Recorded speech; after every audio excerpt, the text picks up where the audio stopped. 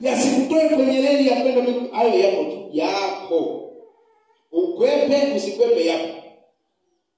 Usifiwe. Wewe ni nani? Yaani usifiwe wewe, yaani wewe hakuna kufiwa kweli. Labda wewe uko peke yako. Yaani wewe hauna ukoo, hauna ndugu, yaani hauna mtu. Maana rafiki naye ni ndugu. Kuna rafiki mnashibana akifariki yaani wewe unaumia.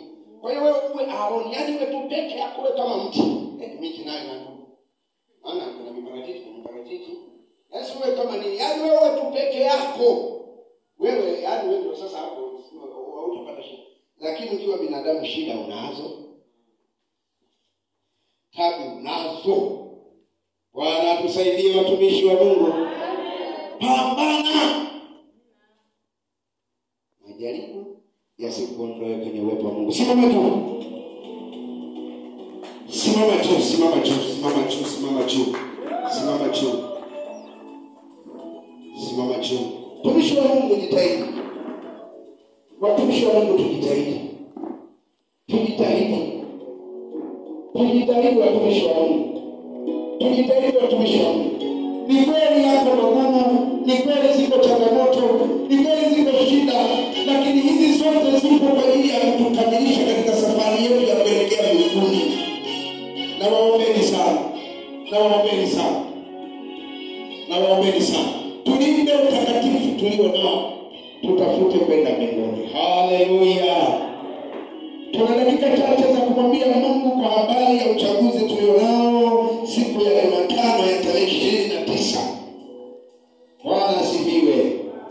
Bwana Yesu asifiwe. Kanisa ndilo lenye mamlaka ya kufunga na kufungua kila jambo. Biblia inasema tukifunga duniani mbinguni limefungwa. Lakini tukifungua duniani mbinguni pia limefunguliwa. Tunayo mamlaka kubwa sana juu ya taifa letu la Tanzania.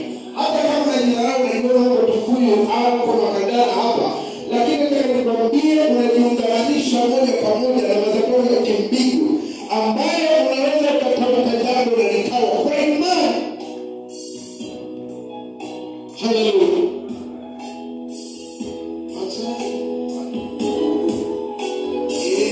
Tutakusanyika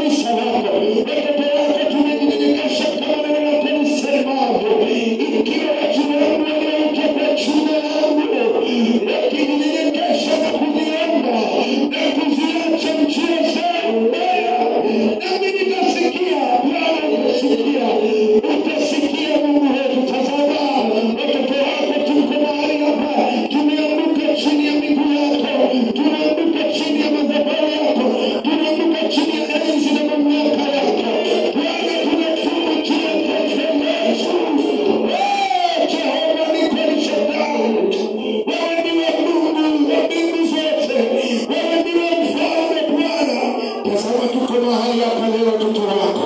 Tunaomba pia taifa letu la Tanzania.